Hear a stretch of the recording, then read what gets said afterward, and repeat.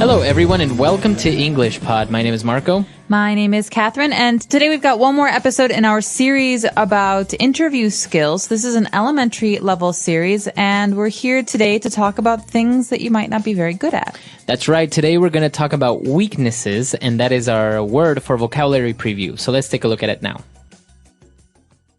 Vocabulary preview.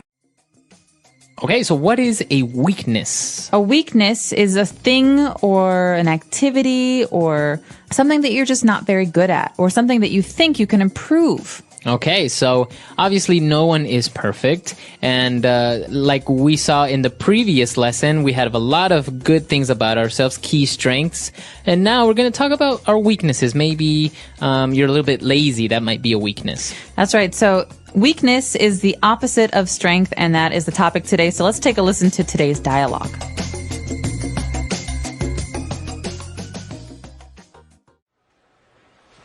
Okay, Rebecca. Well, I think you've given me a clear impression of your positive qualities, but let's talk a little bit about your weaknesses. Okay, well, it's always more difficult to describe them, isn't it? Definitely. But if you had to pinpoint one weakness, what would it be? Well, as I mentioned before, I do tend to get frustrated if I don't see progress in my work or career. I suppose I'm quite a restless character. My father always taught me to be a high achiever, so... So would you say if things don't go your way at work, it could easily get you down? Well, in a way, yes. But I must say that even if I'm not completely happy in my work, I always give 110%. I would never shirk my responsibilities. I suppose sometimes I expect too much too soon. Well, you know journalism is a highly competitive world, so you do need to keep pushing yourself, it's true. Okay, well, let's move on to talk about the job position here, shall we? Yes, please.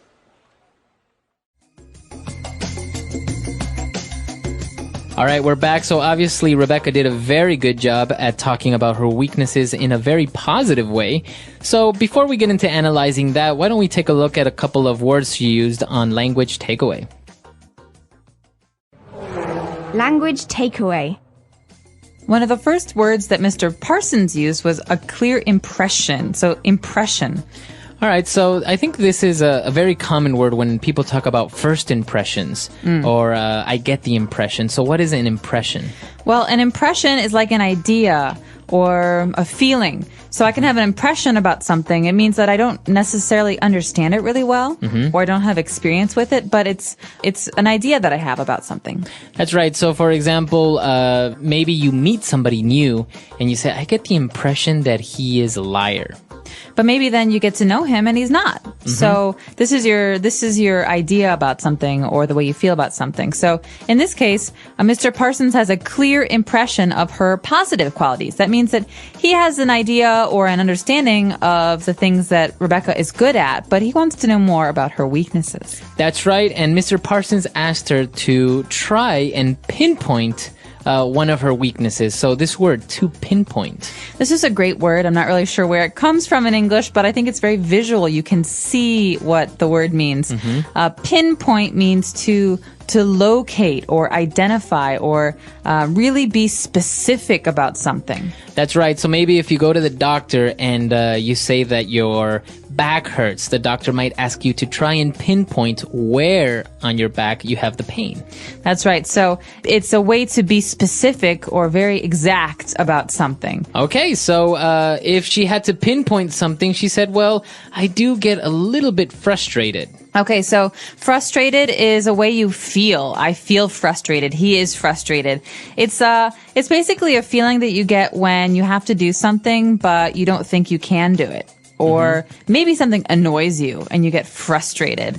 For example, when people tap like this, and I'm working, I get frustrated because it's a distraction. Okay. So everyone has different things that frustrate them. Now, if we take a look at this word, it is actually an adjective, and we usually use it. You get frustrated, or as you said, you feel frustrated. So remember, it may look like a verb, but it's actually an adjective that ends in ed, frustrated, to get frustrated. He got frustrated, or we feel very frustrated. Okay. And, well, apart from being frustrated, she also said that she is a restless character. Okay, so someone is restless if they don't like to stay in one place all the time. That means someone who wants to move around or to go places or to travel or to see new things is restless. That's right. So she has a restless character. That means she likes to move around. She doesn't like to stand still in one place. Maybe she gets bored very easily. Okay, so that's somebody that would be restless.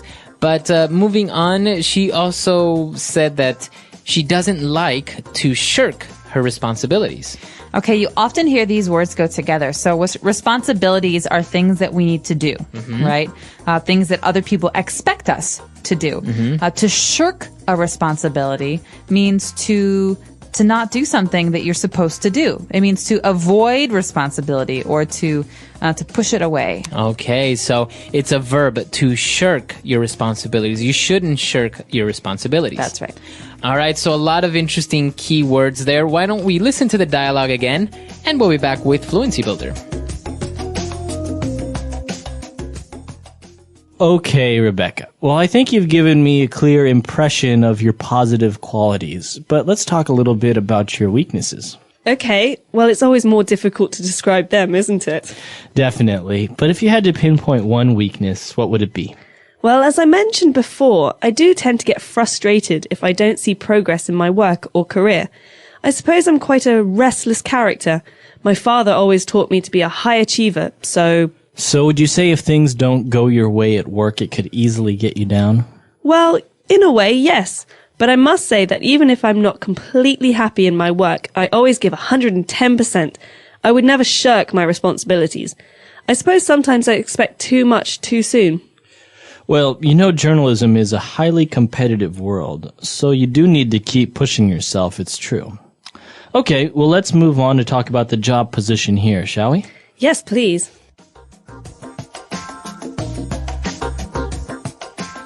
So we've picked out 3 key phrases for you on Fluency Builder. Let's take a look at those now. Starting with Mr. Parsons saying, so would you say if things don't go your way at work, it could easily get you down? 2 great phrases there. That's right. So the first phrase, if things don't go your way. So this is kind of a funny phrase when you think about it because they go your way like to me or Right. What is my way? This basically means if things do not happen in a way that makes you happy or in a way that you expect. Okay, so we could say he lost his job, he couldn't pay his bills, things just didn't go his way. That's right. So things are not happening as he planned or as he expected.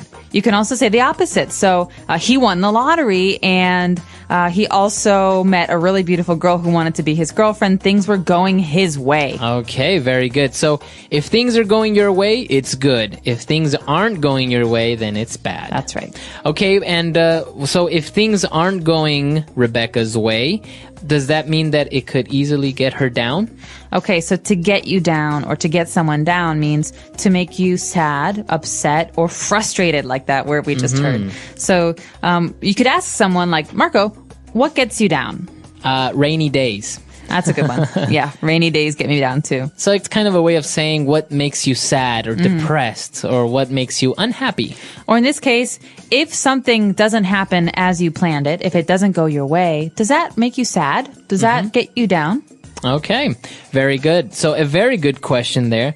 And she responded that kind of, yeah, that does happen, but she always tries to give 110%. Okay, so this is a really funny phrase because you think, I can give everything I have. I can work really hard, and that's 100%. But we say 110% means you do more than you can. It's like pushing yourself more than is possible. That's right. So this is a very common phrase in sports and business. People are saying, for example, I always remember my coach saying, I want you guys to give me 110% out there. That means like I really want you to try very hard to do as much as possible. Even more than your best, more than you think you can do. Exactly. So again, it refers to the effort that you put into something. It could be in business, sports, anything. And she's basically saying, I always do more than my best. I do as much as humanly possible. That's right. Okay, so a lot of great stuff there from Rebecca. Why don't we listen to her one last time, and we'll be back in a bit.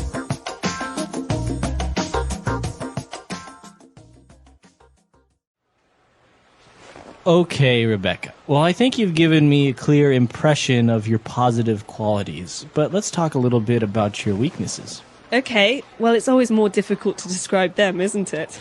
Definitely. But if you had to pinpoint one weakness, what would it be? Well, as I mentioned before, I do tend to get frustrated if I don't see progress in my work or career. I suppose I'm quite a restless character.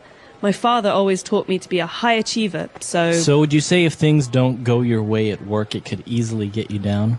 Well, in a way, yes. But I must say that even if I'm not completely happy in my work, I always give 110%. I would never shirk my responsibilities. I suppose sometimes I expect too much too soon. Well, you know journalism is a highly competitive world, so you do need to keep pushing yourself, it's true. Okay, well, let's move on to talk about the job position here, shall we? Yes, please.